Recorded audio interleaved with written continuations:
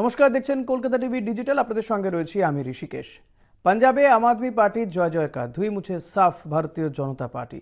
পাঞ্জাবে 14ই ডিসেম্বর যে পঞ্চায়েত নির্বাচন হয়েছে তাতে পাঞ্জাবের পাশে দুই যে রাজ্য, সেই দুই রাজ্যে বিধানসভা নির্বাচনের ফলাফলের কোনো প্রভাবই পড়েনি পাঞ্জাবে।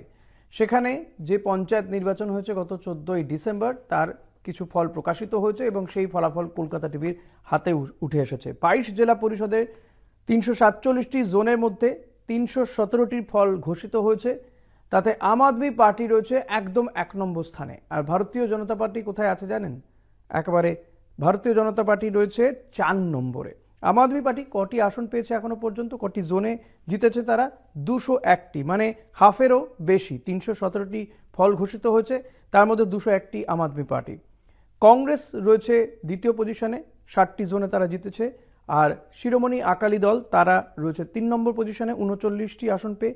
বিজেপি পেয়েছে মাত্র 4টি জোনে, তারা বিজেপি 4টি আসন পেয়েছে। বিএসপি 3টি এবং নির্দল বা আদার্স পেয়েছে 10টি।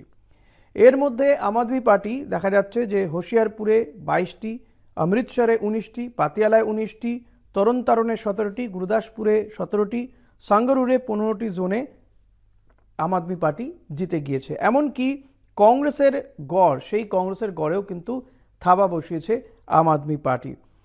একমাত্র বিজেপি পাঠানকোট জেলা পরিষদে 4টি জোনে জিততে পেরেছে।